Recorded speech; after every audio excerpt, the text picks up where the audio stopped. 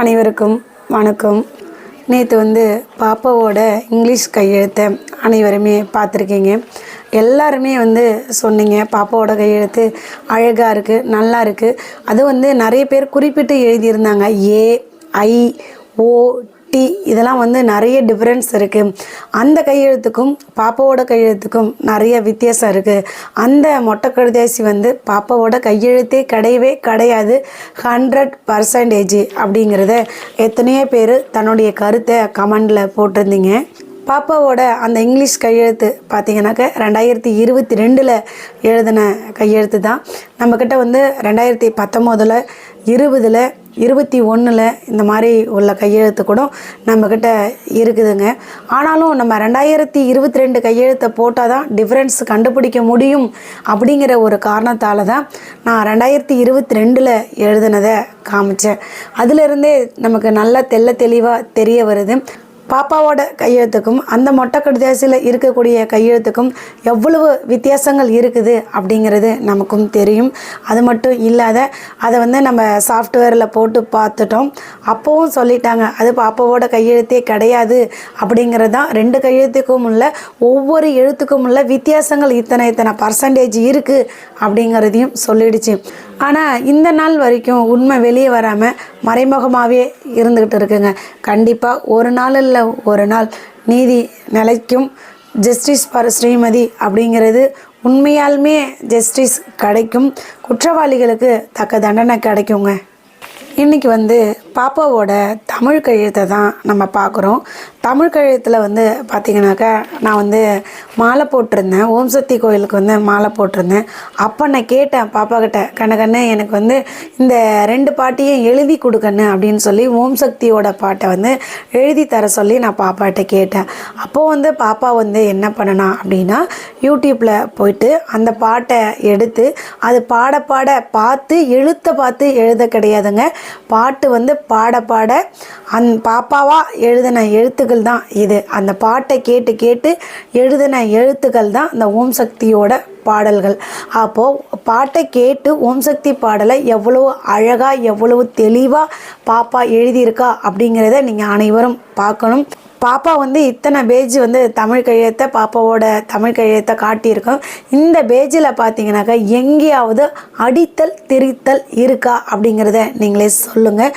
ஒவ்வொரு எழுத்தும் எவ்வளவு தெளிவாக இருக்குது அப்படிங்கிறத அனைவருமே பார்த்துருப்பீங்க. தமிழ் கையெழுத்தை பார்க்கும் போதே நம்ம தங்கப்பிள்ளை எவ்வளோ திறமைசாலி எவ்வளோ புத்திசாலி அப்படிங்கிறது நம்ம அனைவருக்குமே தெரியும். ஓம் சக்தி பாடல்கள் பாப்பா எழுதும் போது பார்த்திங்கனாக்கா திட்ட 6 பேஜ் எனக்கு எழுதி கொடுத்தது. இந்த 6 பேஜுமே பார்த்திங்கனாக்கா பாட்டு பாட அதை கேட்டு பாப்பா எழுதின எழுத்துக்கள் தான் இந்த ஓம் சக்தியோட பாடல்கள். அப்போ தான் பாப்பா அம்மா நானும் பாட்டை எழுதுகிறேன், எனக்கு கந்தசஷ்டி கவசமும் விநாயகரை பற்றியான பாடலும் வேணும் அப்படின்னு சொல்லி பாப்பாவுக்கு கடவுள்லே பார்த்திங்கன்னா பிடித்த கடவுள் அப்படின்னு பார்த்தீங்கன்னாக்கா விநாயகரை ரொம்ப நேசிப்பா. பாப்பா விரும்பி கும்பிடக்கூடிய கடவுள் அப்படின்னு பார்த்தீங்கன்னாக்கா விநாயகரை தான் விரும்பி கும்பிடுவா. ஃபஸ்ட்டு எனக்கு விநாயகர் பாடல் ஒன்று எழுதிக்கிறேம்மா, அதுக்கப்புறம் கந்தசஷ்டி கவசம் எழுதுகிறேன் அப்படின்னு சொல்லி தான் பாப்பா அதுவும் எழுதிச்சு. பார்த்திங்கன்னா அதுவுமே திட்ட ஒரு 4-5 பேஜுக்கு மேலே எழுதியிருக்கா. இத்தனை பேஜ்லேயும் பார்த்தீங்கன்னாக்கா பாப்பா எங்கேயாவது அடித்தல் திருத்தல் இருக்குதா அப்படிங்கிறத மட்டும் அனைவரும் பார்க்கணும். எவ்வளோ அழகாக எவ்வளோ தெளிவாக இவ்வளவு அழகாக எழுதக்கூடிய குழந்தைய என்னென்ன குற்றச்சாட்டு வைக்கிறாங்க அப்படிங்கிறத நீங்கள் அனைவருமே பாருங்கள். இதில் இருந்தே தெரிய வரும் பாப்பாவோட ஆங்கில கையெழுத்தாக இருக்கட்டும் இல்லை தமிழ் கையெழுத்தாக இருக்கட்டும், இதை ஒவ்வொன்றும் பார்க்கும்போதே நமக்கு நல்லாவே புரியுது. இவங்க வேணுன்னே பொய் சொல்கிறாங்க அப்படிங்கிறது நம்ம அனைவருக்கும் எப்போவே தெரியும். இருந்தாலும் பாப்பாவோட கையெழுத்தை காமிக்கும் போது தான் உங்களுக்கும் ஒரு தெளிவு கிடைக்கும். ஆமாம், அந்த கையெழுத்துக்கும் பாப்பா எழுதின கையெழுத்துக்கும் இவ்வளோ வித்தியாசங்கள் இருக்குது அப்படிங்கிறது உங்களுக்கும் தெரிய வரும். அதுக்காக தான் நேற்று பார்த்தீங்கன்னா பாப்பாவோட ஆங்கில கையெழுத்தை நம்ம காமிச்சிருந்தோம். இன்றைக்கி பாப்பாவோட தமிழ் கையெழுத்தை பாருங்கள். ஒவ்வொரு எழுத்துக்கள்லையும் உத்து பாருங்கள். அதாவது இப்போ தீ இருக்குது அப்படின்னா எத்தனை இடத்துல தீ இருந்தாலும் அது ஒரே மாதிரியாக தான் இருக்கும். அதே போல் ஓம் சக்தி பாடலில் பார்த்தீங்கன்னாக்க நீயே நீயே நீயே அப்படின்னு முடியும். அந்த நீயே அப்படிங்கிறது பார்த்தீங்கன்னாக்க அந்த பாடல் முழுவதுமே, அதாவது 4 பேஜுமே பார்த்தீங்கன்னாக்க வந்துக்கிட்டே தான் இருக்கும். அந்த ஒவ்வொரு நீயும் நீங்கள் ஊற்று ஊற்று பாருங்கள். இந்த 4 பேஜில் இருக்கக்கூடிய அந்த நீயே அப்படிங்கிற அந்த நீ எழுத்தோ இருக்கட்டும், இல்லை எல்லாமே பார்த்தீங்கன்னாக்க ஒரே மாதிரியாக தான் இருக்கும். எங்கேயுமே வித்தியாசங்கள் வராது. அந்த நீயே அப்படிங்கிற எழுத்தை பார்த்தாலே தெரிய வரும். அதாவது ஆரம்பத்தில் எப்படி இருக்கோ கடைசி வரைக்குமே பார்த்தீங்கன்னாக்க அந்த நீ மாறவே கிடையாது. எல்லாமே ஒரே மாதிரியாக தான் இருக்கும். ஆனால் அந்த மொட்டை கடுதாசியில் நீங்கள் உத்து கவனிச்சிருந்தீங்கன்னா தெரிய வரும். பாதி வரைக்கும் ஒரு கையெழுத்து இருக்கும், பாதிக்கு மேலே ஒருத்தவங்க கையெழுத்தாக இருக்கும். ஏன்னா எப்படியாவது ஸ்ரீமதியோட கையெழுத்து வருதா அப்படிங்கிறதுக்காக முயற்சி பண்ணி பார்த்துருக்காங்க 2 முறை. நேற்று பார்த்தீங்கன்னாக்க கேபிட்டல் லெட்டர் கூட கொஞ்சம் காமிச்சிருந்தேன். ஏன்னா பாப்பா எப்படி கேபிட்டல் லெட்டர் எழுதுறா அப்படிங்கிறதும் உங்களுக்கு தெரியணும் அப்படிங்கிறதுக்காக தான் காமிச்சிருந்தேன்.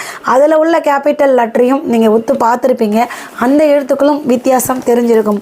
இப்போது தமிழ் எழுத்துக்களில் பார்த்தீங்கன்னாக்க எல்லா எழுத்துக்களையுமே அதாவது கா, டி, உ, வாவி இப்படி எல்லா எழுத்துமே நீங்கள் வேணால் மாறி மாறி மாறி பாருங்கள். ஒரு இடத்துக்கிட்ட எப்படி ஆ போட்டிருக்காங்களோ அதே போல் தான் பாப்பா கடைசி வரைக்கும் ஆ போடுவாள். ஒரு இடத்துக்கிட்ட எப்படி தீ இருக்கோ அப்படி தான் கடைசி வரைக்கும் இருக்குது. எல்லா எழுத்துக்களுமே ஒரு இடத்துக்கிட்ட எப்படி இருக்கோ அந்த எழுத்துக்கள் மற்ற இடத்துக்கிட்ட வரும்போதும் அது ஒரே மாதிரியாக தான் இருக்குது. ஏன் அப்படின்னு பார்த்தீங்கன்னா அது பாப்பாவோட கையெழுத்து. எங்கே எழுதினாலும் அது ஒரே மாதிரி தான் இருக்கும். வேறு எந்த இடத்துலையும் வேறுபடாது. அதாவது ஒரு பாடலை வாய்மொழியாக பாடக்கூடிய அந்த பாடலை காதால் கேட்டு புள்ள எழுதியிருக்கா. அதே போல் எழுதும் போது கூட பார்த்தீங்கன்னாக்க அங்கே எந்த ஒரு அடித்தலும் திருத்தலும் வராமல் எழுதியிருக்கிறா அப்படின்னா அப்போது பாப்பாவோட திறமையை யோசித்து பாருங்கள். ஆனால் அந்த மொட்டை கடுதாசியில் நீங்கள் பார்த்துருப்பீங்க. அதில் பார்த்தீங்கன்னா எத்தனை அடித்தல் திருத்தல் இருக்குது அப்படிங்கிறது உங்களுக்கே அனைவருக்குமே தெரியும். இந்த கந்தசஷ்டி கவசத்தை பாப்பா ஃபோனில் பார்த்து எழுதுனா. இந்த கந்தசஷ்டி கவசம் அப்படின்னு பார்த்தீங்கன்னா 6 பேஜ் பாப்பா எழுதியிருக்கா. அந்த பார்த்து எழுதக்கூடிய அந்த எழுத்துக்களை கூட பார்த்தீங்கன்னாக்க எங்கேயாவது அடித்தல் திருத்தல் இருக்குதா அப்படின்னு நீங்களே கவனித்து பாருங்கள். பார்த்து எழுதும் போது கூட பார்த்தீங்கன்னாக்க நம்ம ஏதாவது ஒரு எழுத்தை மாற்றி எழுதிடுவோம். அப்போ நம்ம அடிச்சுட்டு திரும்ப கொஞ்சம் நவுத்தி எழுதுவோம். ஆனால் இந்த 6 பேஜில் பார்த்தீங்கன்னாக்க எங்கேயாவது அடித்தல் திருத்தல் இருக்கா அப்படிங்கிறத நீங்களே பார்த்து சொல்லுங்கள். இதிலருந்தே உங்களுக்கு தெரியும் புள்ள எவ்வளோ திறமைசாலி அப்படிங்கிறது உங்கள் எல்லாருக்குமே தெரியும். பாப்பா படிப்புலேயும் சரிங்க, மற்ற எந்த விஷயத்துலையுமே நல்ல திறமைசாலி தான், புத்திசாலி தாங்க. புள்ள ஆரோக்கியமாக வளர்ந்த ஒரு குழந்தைய இவனுங்க என்ன பண்ணானுங்களோ தெரியல. அன்னைக்கு இரவு ஏதோ பண்ணி பிள்ளையோட உயிரை போய்க்கிருக்கானுங்க. ஆனால் இந்த நாள் வரைக்கும் பார்த்தீங்கன்னா அவனுடைய பணபலத்தை காமிச்சிட்டு இருக்கிறானுவோ. அன்றைக்கே சொன்னார் இல்லைங்களா ஒரு போலீஸு, அவனுங்களை எந்த கொம்பனாலையும் எதுவுமே பண்ண முடியாது அப்படின்னு ஒரு போலீஸ்கார் சொன்னார் இல்லைங்களா. அந்த வரிகளை இவனுங்க உண்மையை ஆக்கிட்டு இருக்கிறானுங்க. கண்டிப்பாக சொல்கிறேங்க, சட்டத்திலேருந்து தப்பிக்கலாம். கண்டிப்பாக சொல்கிறேங்க, கடவுள் கண்டிப்பாக தண்டனை கொடுப்பாருங்க. பாப்பா கடவுளை நேசிச்சிருக்கா. பாப்பாவுக்கு கடவுள் பக்தி அதிகங்க. அது மட்டும் இல்லாத இந்த தமிழ் எழுத்துக்கள் அத்தனையுமே கடவுளோட வரிகள் தான், கடவுளோட பாடல்கள் தான். கண்டிப்பாக சொல்கிறேங்க, இந்த கடவுள் தான் அவங்களுக்கு ஒரு தண்டனையை கொடுக்கணுங்க. அப்படி கடவுள் அவனுங்களுக்கு தண்டனை கொடுக்கும்போது சொல்லி சொல்லி சொல்லி கடவுள் அவனுங்களை அடிக்கணுங்க. அதாவது நீ சட்டத்தில் இருந்து தப்பிச்சுக்கிட்ட, என்கிட்ட இருந்து தப்பவே முடியாது, அரசன் அன்று கொள்வார், தெய்வம் நின்று கொள்ளும் அப்படின்னு நிரூபிக்கணுங்க.